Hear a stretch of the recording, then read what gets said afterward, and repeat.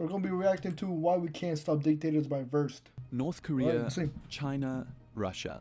These are some of the most infamous dictatorships around the world, known for having totalitarian regimes that have been in place for decades. The Kim dynasty has ruled North Korea since 1948, launching their regime only 3 years after Japan lost control over the region. Kim Jong-un became the supreme leader of North Korea in 2011 and has remained in power since then. Xi Jinping, the president of the People's Republic of China, rose to power in 2013 and represents the head of the Chinese Communist Party, the only party that has existed in China since 1949. Russian President Vladimir Putin has also maintained power for decades, first rising to the position of president in 2000. Yet, much like democratic countries, these nations ironically still hold regular elections for the public to elect leaders and officials, though the form these elections take looks different from country to country. But why would an authoritarian regime allow their citizens to vote in an election? I mean, if Russia holds elections and they still choose Vladimir Putin to be president, then I don't think that's a dictatorship. I think that just shows that he's a good president for the Russian people.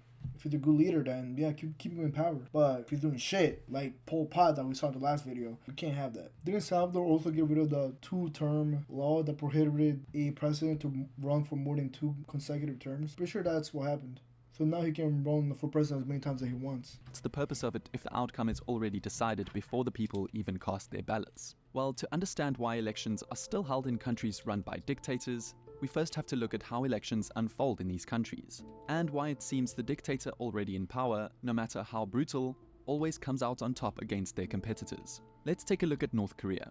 As in the United States, elections for local officials come around every 4 years. But the election in North Korea looks very different from what democratic countries have. During the elections, citizens who are 17 or older line up at voting centers and wait in long lines to cast their ballots. Only, the ballot is just a piece of paper with one name on it. Voters can either place it in the ballot box right away, signifying a yes vote for the candidate, or they can cross out the name, which would indicate opposition to the chosen candidate. But voting no for the candidate put forward by the regime is almost unheard of, because in a country like North Korea, voting against the regime is dangerous. An action like this could lead to being tracked down by the secret police, or even being declared insane. It doesn't make sense why North Korea has the voting system, because first of all, there's only one candidate, so there's no like you can pick one or the other. No, it's just pretty much one, and you say yes or no. But if you put no, they might track down your whole family and just kill them. So what's the point of an election in North Korea? Booth to cast your vote in private can raise suspicion. Once you finish up voting, you are welcome to join the cheering crowds outside, excited that you've been able to cast your vote to support the glorious leadership of the country. You might be wondering, if the election in North Korea is so clearly just for show, why do the people of the country bother to even show up? Just to encounter long lines and a lack of freedom? Well, in North Korea, not voting isn't an option. In fact, the nation has one of the highest voter turnouts in the world, at almost 100%. But that's because if you don't vote, you could end up under suspicion of the regime.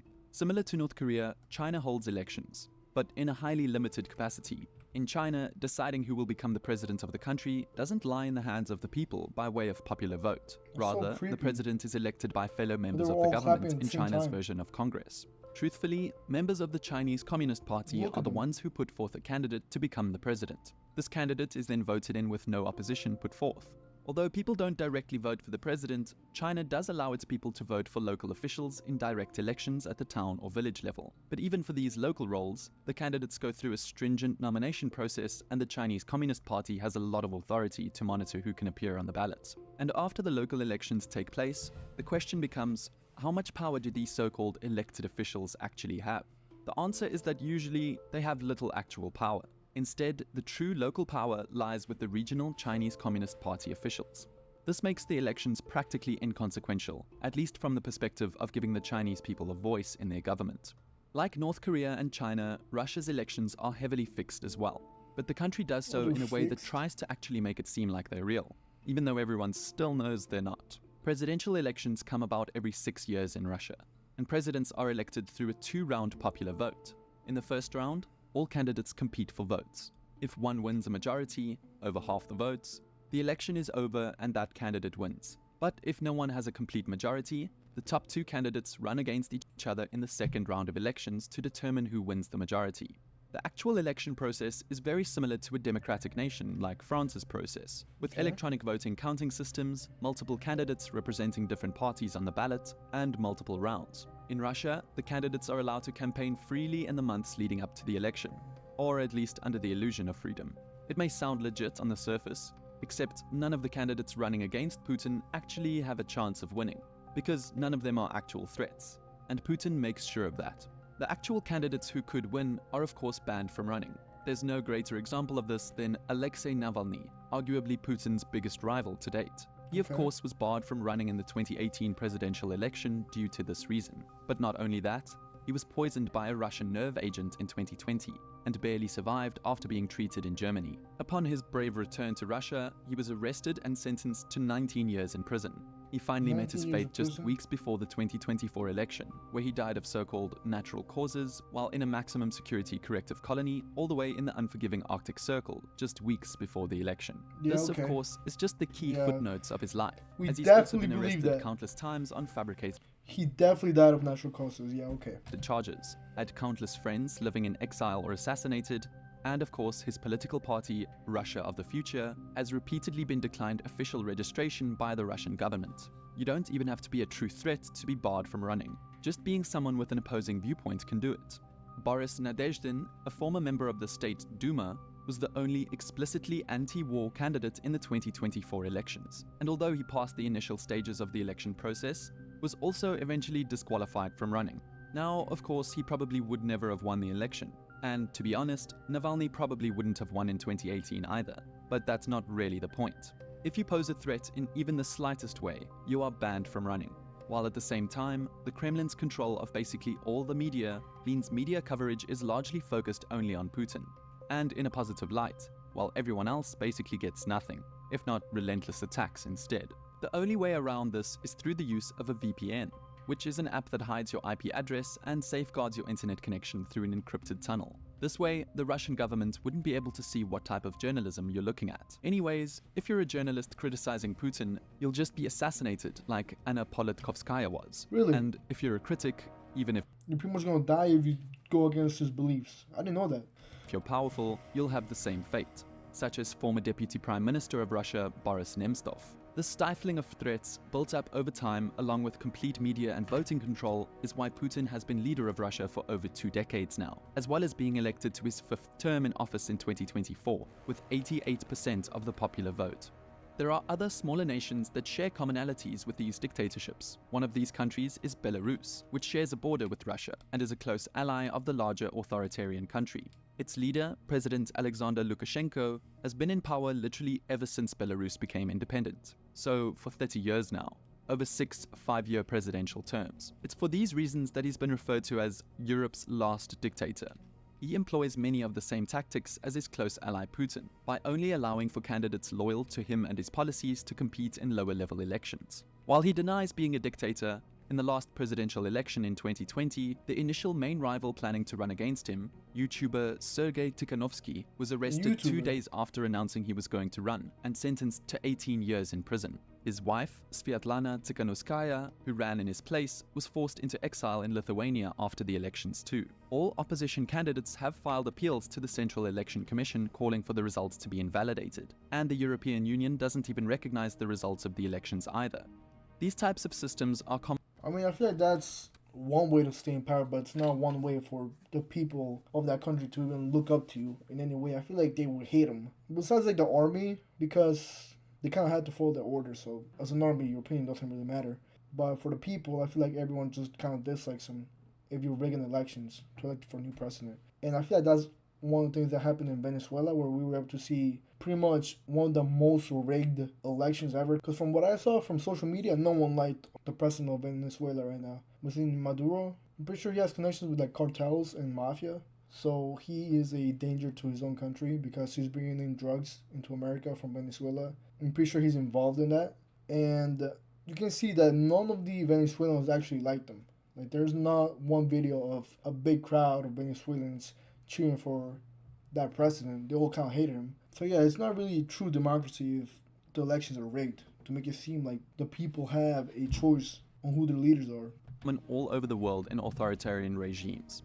From Cuba to Venezuela to Syria, They mostly follow one of the systems that North Korea, Russia, or China has. And after every election, especially in places like Russia, Belarus, and Venezuela, there's mass protests with hundreds of thousands of people after the rigged elections or opposition murdered, and then the ensuing sanctions and condemnation from the Western world. But now you may be wondering, if dictators have to go through all this trouble to rig elections, why even have them in the first place? Why not be like Eritrea's dictator, Isaias Afewerki, who's literally not held an election since his country's independence in 1993, over 30 years ago, when he assumed power? What benefits are they receiving from these sham elections that make them worthwhile? Well, there's several reasons dictatorships perpetuate the image of a free election.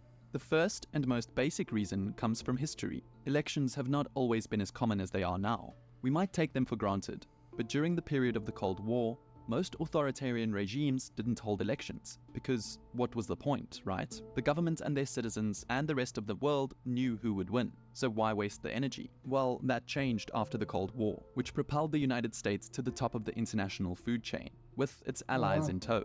After the fall of the Soviet Union, the United States was the major superpower left standing in the spotlight on the international stage. But this didn't just mean victory for the United States. It meant victory for democracy as a whole. And elections are an integral part of the democratic system, the main mode that allows the people to have a say in the government. At the time, most countries, even totalitarian regimes with much different ideals, weren't interested in opposing the very powerful US or its democratic principles. As a result, elections, even if they were a sham, became an international standard. Countries, even dictatorships, began to hold elections every several years as a show that they did employ democratic ideals, regardless of how democratic the election process actually was. So, but if you're a citizen of that country and you can pretty much know that your vote is pretty much being thrown out of the garbage because the same president gets elected 20 times, and the people, you can see that they hate him, then that's not really being a democratic nation at all, or ideals being shown from that nation, because the elections don't really mean anything. It's all about the optics. Since elections under dictatorships masquerade as civic freedoms for their people, elections can also make totalitarian governments seem more amicable to their people and reduce the cruel reputation dictators might develop, especially in a world moving towards advocacy for human rights. Elections, regardless of whether they're real or not, help dictators jump on the bandwagon and show that they care about their people's rights too.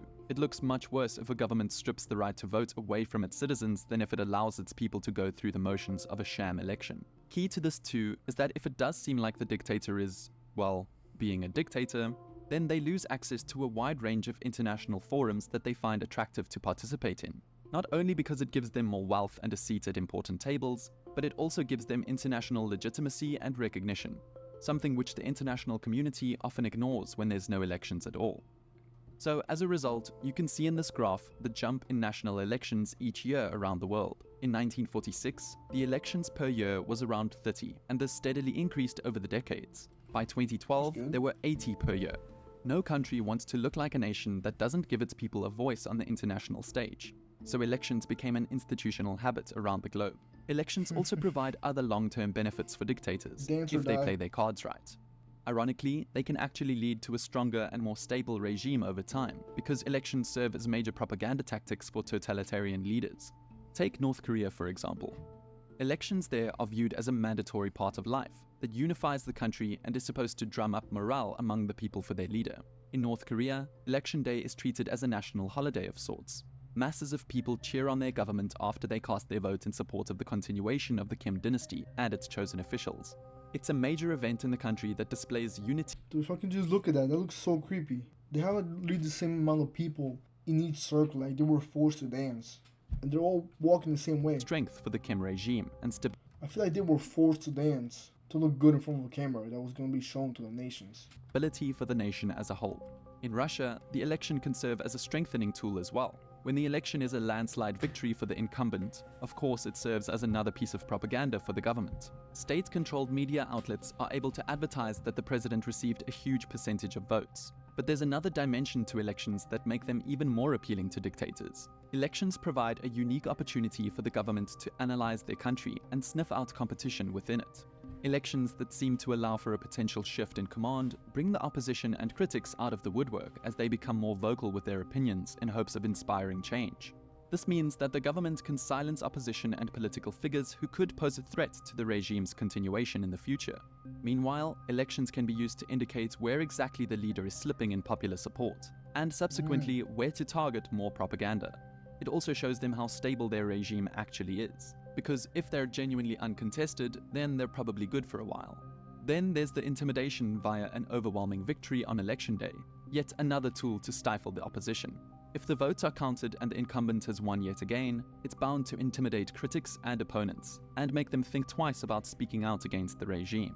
After all, if a dictator can't even be called out on winning a fake election, then there's no point to even bother opposing them. Because of the propaganda power of these elections, they can actually prolong the rule of the totalitarian regime, all while operating under the guise of allowing people to make the choices in their country.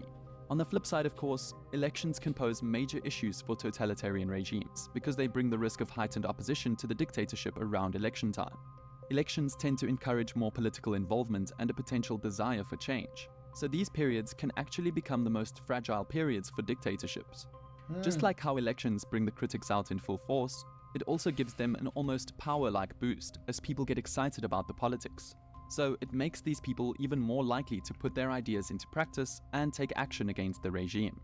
In fact, statistical models indicate that the risk of a regime falling is about 5 times higher during an election year than during an ordinary year. Coups and intense protests become much more likely, placing the regime in a delicate state on and around election day. Based on historical occurrences, the concern for dictators is a valid one. When people are given the pretense of free choice, sometimes they insist on taking it. This actually happened in South Korea during the dictatorship of Syngman Rhee. He ran uncontested in 1960 due to his opponent dying of cancer right before the elections. So he obviously won with 100% of the vote. Because of this, popular focus was shifted to the vice presidential election, where his candidate Lee Ki-pung competed against Chung Myon. The elections were of course heavily rigged in Lee's favor, and widespread allegations of corruption and manipulation of the results sparked protests, which spiraled into the April Revolution, in which police killed 186 people, most notably students, during its 2 weeks. The resulting scandal caused Rhee to resign just a month after the election, ushering in the Second Republic of Korea. The same thing happened in the Philippines in 1986, when the government held a national election. When the election results were announced that incumbent President Ferdinand Marcos had allegedly won according to the official count, though by a slim majority, the people of the Philippines refused to accept the supposed victory and were outraged by the results. The people didn't simply accept the results and move on with their lives. They demanded change. The citizens of the country, as well as people around the world, protested the results, claiming that the opponent, Corazon Aquino, actually won the election and that the government had rigged it. The weeks that followed were chaotic across the country as mass demonstrations took place. Finally, as Aquino's supporters overran parts of Manila and seized state media, Marcos was forced to flee. Of course, these things don't always work out, as we saw with Belarus's election in 2020, as Lukashenko successfully clung to power despite widespread opposition, thanks to Russia's financial and political support for him. But the point is that it can. This potential for mass protests, overthrow, and the lack of stability isn't the only downside of holding an election though. There are simple logistic barriers too that might deter a government from holding an election, especially one that will have no impact whatsoever on who is chosen for governmental positions. Elections are a lot of work to put together for a government. They require national coordination efforts, extensive work by government employees, and marketing efforts to push people to vote. Not only is this a lot of effort to go through, and yet another thing for the government to have to worry about among the many issues national leaders encounter daily, but it's also very expensive. In the United States, running a full-scale democratic presidential election costs a massive $2 to $3 billion. And that's not even counting the cost incurred by presidential candidates to run their campaigns. It's crazy how many people put so much money into an election for a certain candidate to vote. Because I remember hearing that there was people that would put like $1 million on the Democratic Party or the Republican Party just because they wanted that certain candidate to win their election. Because I guess them winning would actually help their company or how they lived or anything like that. It's kind of crazy how much money you actually need to run an election. And efforts by non-governmental organizations to encourage people to cast their vote. So it isn't easy. It requires a lot of planning, a lot of coordination, and a lot of cash. So ultimately, with the proven risk of regime breakdown and the expense that falls on the government to actually carry out an election event, why do dictators continue to hold regular elections? Well, there's something innately powerful about having... Like, that's fucking creepy as hell. Look at them. They all raced at the same time. And there's not one that didn't put it up. If you put it down, you're dead. Absolutely dead. In that office, they were all so synchronized. I don't think any of them have free will at all. Like, I don't know why they have microphones on their desks. It's not like they're gonna fucking use it. They're definitely not gonna disagree with Kim Jong Un at all. The right to vote, obviously, and it has the potential to put down or jumpstart unrest among the nation's citizens. And it seems that for most dictators, the long-term pros of an election outweigh the cons of destabilization. The threat against regimes during election years is a short-term concern that is worth the risk Goddamn, to with gain that the bomb. propaganda benefits of holding an election and to display strength. For dictators, image is crucial, both internally and on the international stage. They must appear strong and stable. Elections help them do this, making it worth the danger of sparking their very undoing. Thank you for watching. Damn, it's kind of sad how many big countries have this type of dictatorship. There's many small countries that suffer from political corruption, so there'll be candidates that are up presidency and they would just steal millions of dollars and no one would say anything just because they can't. What are they gonna do against the whole government? It's kind of sad that there's people that live in these type of societies like North Korea.